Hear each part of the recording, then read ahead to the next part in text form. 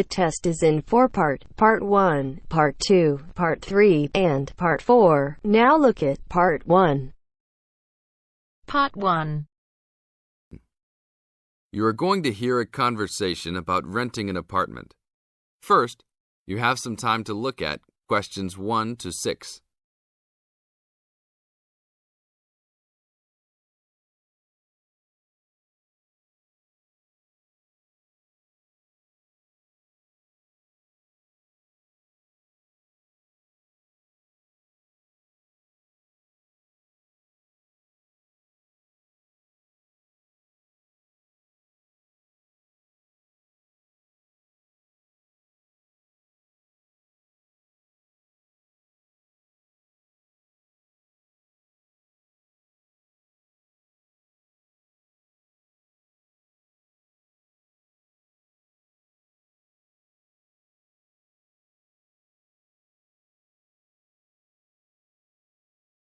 Now listen to the tape and answer questions 1 to 6.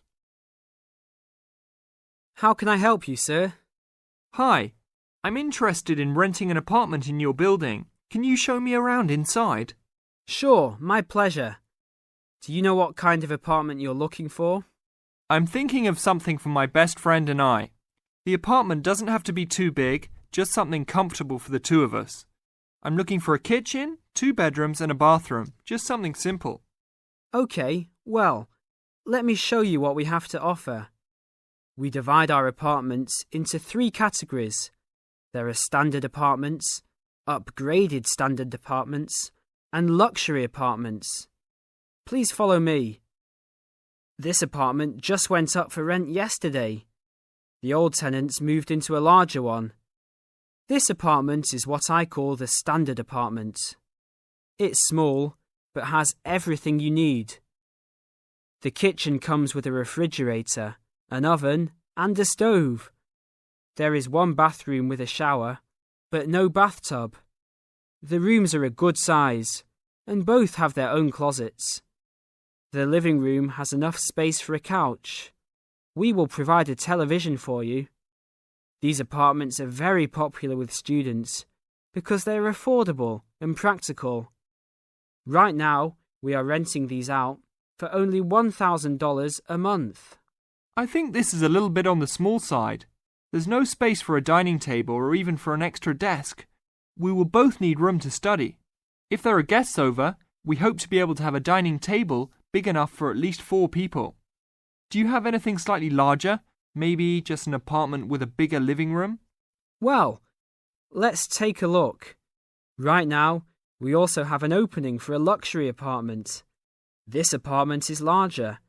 It has 3 bedrooms, and all 3 are larger than the last one. And there are 2 bathrooms, and all have bathtubs. The kitchen is also larger, and come with an additional dishwasher and freezer. The living space has plenty of space for a dining room. How much is the rent on these apartments? These are more expensive, usually in the $2,500 range. Don't forget that there is an additional bedroom, so you could find another roommate to lower the cost. I think that's a little bit on the expensive side. We don't really have the time to find another roommate, so it's probably better to stick with the 2-bedroom places. Is there anything between these 2? Come with me. I can show you this apartment right now. But there are people living in it. There are no more of these kinds of apartments available at this moment. But if you decide that you like it, I can put you on the waiting list. And as soon as we have openings, you will be contacted. Sure, let's take a look. This is the upgraded standard apartment. As you can see, it's larger than the other 2-bedroom apartment. There are 2 bedrooms and 2 bathrooms, 1 in each room. The living room comes with a television, but no furniture. The kitchen is around the same size as the other smaller apartment. The basic difference is the additional bathroom and larger living room. These rent for around $1,400. Now look at questions 7 to 10.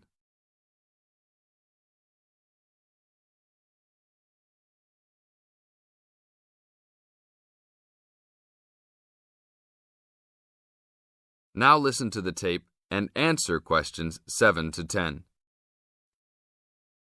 Seems like a good deal. Do you know when an apartment like this will be available? That's hard to say. I know these people who live here right now should be graduating soon, so they might be moving out. Well, I guess I'll put my name on the waiting list. Hopefully there'll be an opening as soon as possible. That sounds like a good plan. I will notify you as soon as we have vacancies. You will have to leave us some information and a student identification number. Sure, no problem. My full name is Robert Jack Browning. Could I have your age, please? I'm 38. Your major? I'm studying biology. How about naming some of your hobbies? Fishing, golf, watching movies, and spending time with my family. Sounds like a good life. What is the price range of the apartment you are looking for? Somewhere between $1,000 to $1,500. Your student identification number, please? QS 45890. Could you repeat that? QS 45890. Lastly, could you leave us a phone number? Okay, it's area code 236-580-2287. Thank you very much. I will give you a call as soon as possible.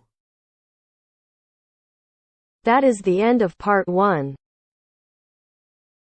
You now have half a minute to check your answers.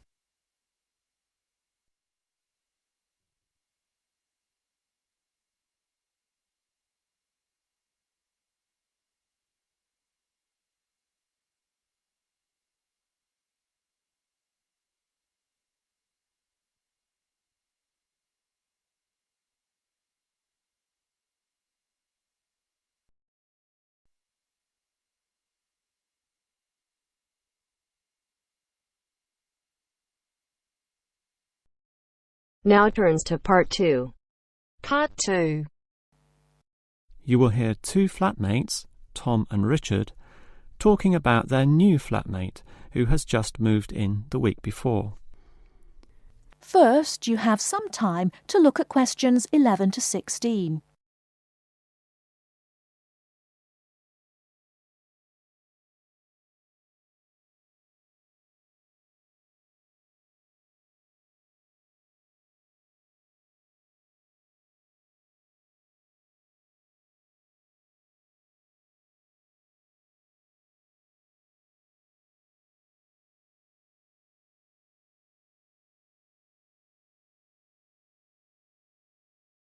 Now, listen carefully and answer questions 11 to 16. Hi, Richard. I'm glad I caught you here.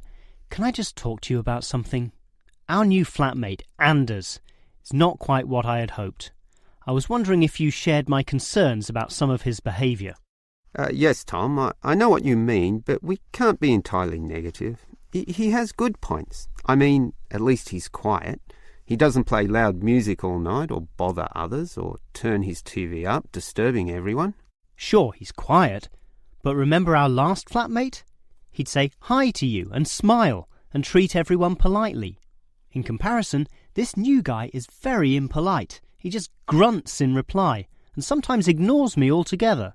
I guess that's just his way. You know, just his character. I don't think he realises he's being impolite, and it shouldn't matter to us too much. We can just ignore him too and quietly live our own lives. But his friends are hard to ignore when they visit. I know what you mean, but how often does that happen?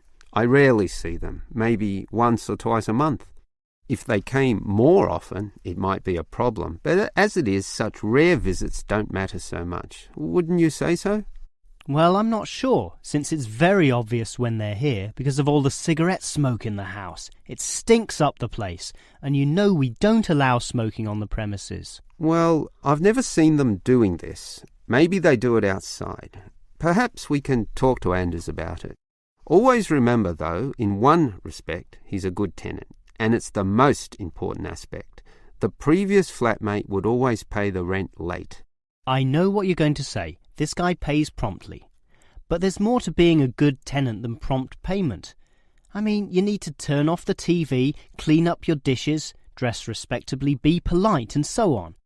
I guess what I'm saying is that basically you need to cooperate with the others, and this new guy fails significantly in this respect. OK, I suppose you have a point there. Before you hear the rest of the talk, you have some time to look at questions 17 to 20.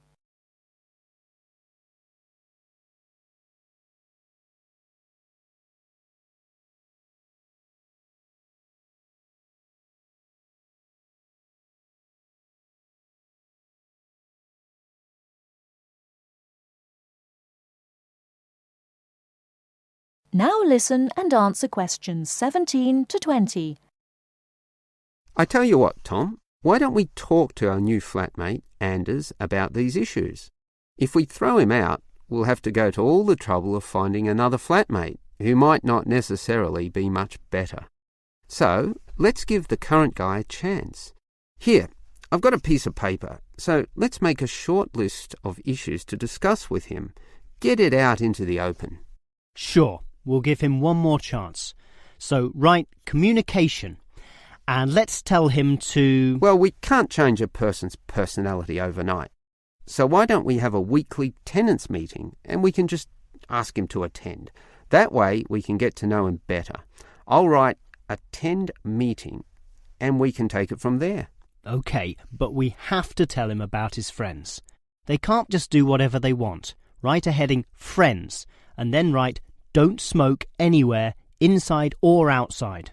Well, instead of being so direct and possibly causing offence, I'll just write follow rules and verbally mention the rules. TV off by 10 p.m, no loud music or bad behaviour, including smoking. OK, do that, but I still think we need to specifically mention that last issue. You know how I can't stand the habit. So I'd like this to be another and separate point. Cigarettes, strictly forbidden. And it's important to include the strictly here. We can't pussyfoot around too much. Sometimes directness is necessary. OK, I'll write that. Forbidden. OK. And what about cleaning duties? Anders is a little too relaxed about that. Dishes are sometimes not washed, dirty teacups are left around the place, and so on. So, write, must do better. Yeah, again, Tom, he might take that personally and it could cause a scene. I'd rather be general. I'll write must be done and I'll tell him that that's for everyone, not just him. OK? OK, as long as he gets the message. That is the end of part 2. You now have half a minute to check your answers.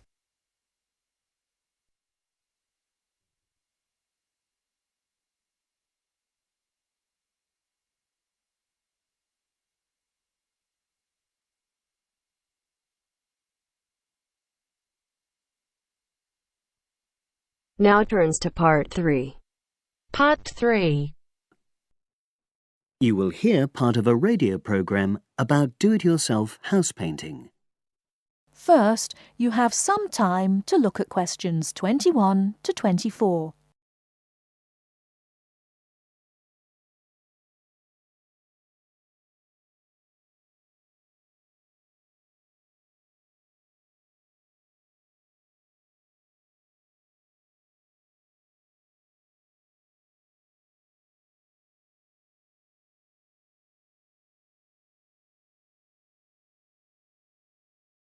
Now, listen carefully and answer questions 21 to 24. Good morning, everyone, and welcome to our weekly series on home improvements. Today's programme is about do-it-yourself house painting. There's never been a better time for people who like to do their own interior house painting. Although people still lead very busy lives, thanks to the availability of various new DIY materials, you can now decorate your home in a more efficient and a more environmentally friendly way. In 2009 alone, approximately 53 million litres of the paint that was sold in the UK were left untouched. That's enough to fill 21 Olympic-sized swimming pools. It's easy to overestimate how much paint you'll need to decorate your room if you use guesswork. And if you know exactly how much paint is needed, you avoid unnecessary waste. There are automatic paint calculators available now. Most of the major paint manufacturers provide them. Look on their websites or just Google paint calculator and see what comes up. Then simply measure the circumference and height of the room in metres. Enter this into the calculator along with the type of surface you're painting, and it will tell you how many litres of paint you'll need. But if you do end up with leftover paint, you can donate it to an organisation like Community Repaint. They will take the paint from you and redistribute it to local charities and voluntary organisations, so it goes to a good home. You can find more information about Community Repaint on communityrepaint, all one word, .org.uk.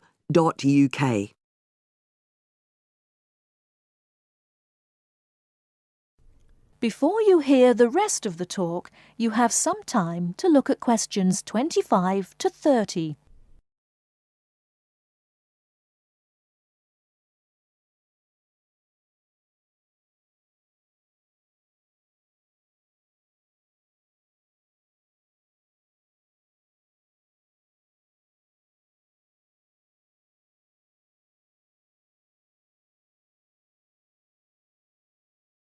Now listen and answer questions 25 to 30.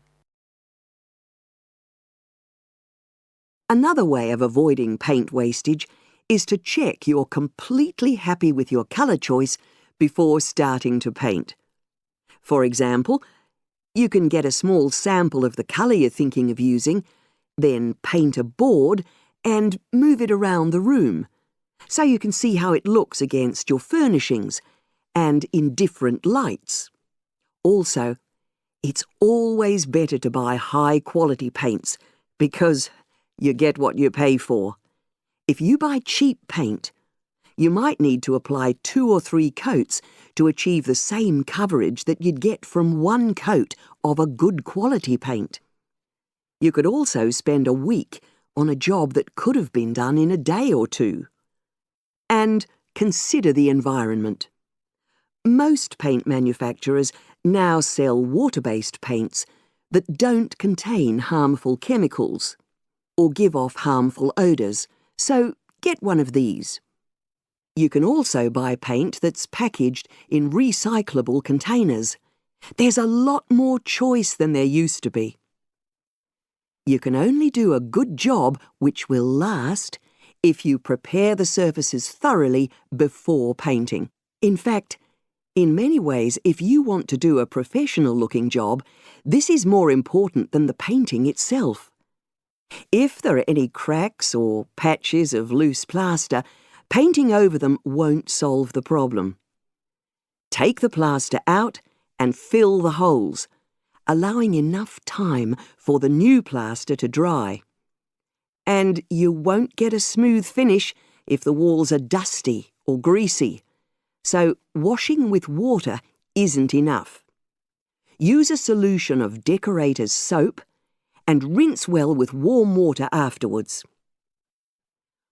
When you're ready to paint, we suggest you use a medium pile roller for walls and ceilings. A lot of people tend to use short pile rollers, but these give a patchy finish, and that wastes paint and time. Similarly, long pile rollers can create a thick textured effect, which looks messy. The same goes for brushes. The stronger the bristles, the easier they are to wash and reuse. And as you've chosen a water-based paint, clean your brushes with cold water, because it's more energy efficient that way. As you're decorating, keep transferring small amounts of paint into a tray and keep topping it up when you need to. This reduces the chance of it being contaminated by dust and pieces of dirt. And finally, water-based paint doesn't have a lingering smell, so that's not an issue anymore. But it's airflow rather than heat that helps the paint dry quicker. So, to help finish the job in the quickest time, leave your doors and windows open. The faster the paint is dry and the job finished, the quicker you can start enjoying your room. In tomorrow's program, I'll be giving some advice on... That is the end of section 2. That is the end of part 3. You now have half a minute to check your answers.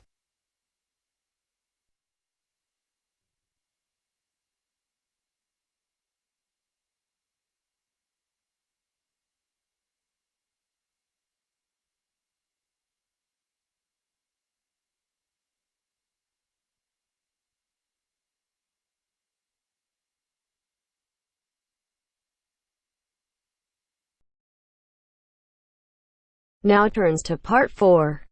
Part 4. First, you have some time to look at questions 31 to 40.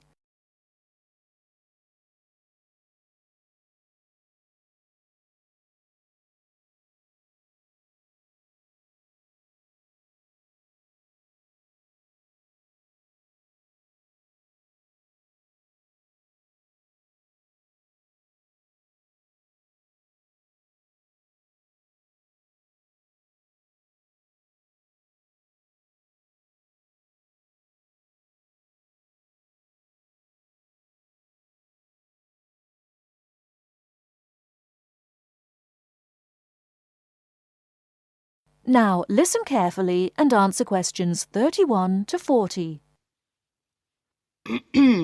Last week we looked at some of the features of modern houses, and today we're going to turn the clock back and look at traditional house design.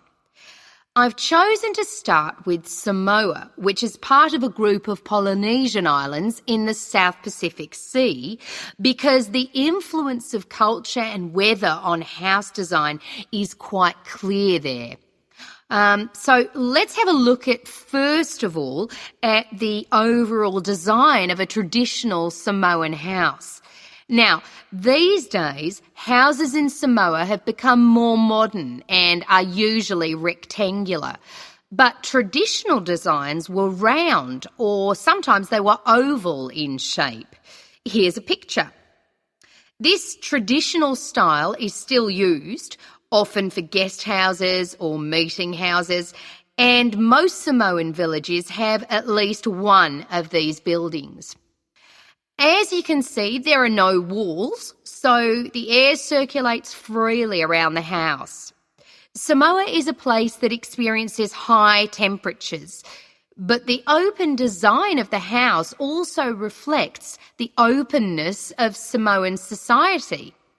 If the occupants want shelter, there are several blinds made of coconut leaves that can be lowered during rainy or windy weather. Or indeed, the blinds can also be pulled down if people want some privacy. The foundations of the house, that's the part beneath the floor, are raised slightly. In the past, the height was linked to the importance of the occupants, which we'll talk about another time. However, the floor of the house was usually covered with river stones. Today, we have a range of methods for balancing the temperature inside a building, but the stones on the floor of a Samoan home are ideal for cooling the building on hot days. Now, let's have a close look at the roof. This, as you can see in the picture, is dome-shaped and traditionally thatched or covered with leaves from the sugarcane. That's an established crop in Samoa. This was a job for the women, and it involved twisting the leaves and then fastening them with a thin strip of coconut leaf before fixing them to the roof in several layers. Now, the shape of the roof is important. You can see that the sides are quite steep, and that's done so that the rain falls straight to the ground without moisture going through the leaves and causing leaks or dampness inside the house. Then you'll notice how high the top of the roof is. This is a way of allowing heat to rise on sunny days and go through the thatching, thereby cooling the house. So, how does the house stay upright? Well, there are a number of evenly spaced posts inside. They encircle the interior of the building and go up to the roof and support the beams there. They're also buried, usually about 1.5 meters in the ground to keep them firm. These posts are produced using local timber from the surrounding forests. They're cut by men from the family or village, and the number varies depending on the size and importance of the house. Now, these posts were a very significant part of Samoan culture and did much more than hold up the roof. When there were meetings, people sat with their back to certain posts, depending on their status in society. So there were posts for chiefs, according to their status, and posts for speakers, and so on. And ordinary people sat around the side on mats. The last area I want to look at today is the attachment of the beams and posts, what you call fixing the construction. Traditionally, no nails or screws were used anywhere in such a building. Instead, coconut fibres were braided into rope to fix the beams and posts together. The old people of the village usually made and plaited the rope. This was a lengthy process. An ordinary house used about 40,000 feet of this rope, and as you can see in this picture, the rope was pulled very tightly and wound round the beams and posts in a complex pattern. And in fact, the process of tying it to the beams so that it was tight and strong enough to keep them together is one of the great architectural achievements of Polynesia. That is the end of part 4.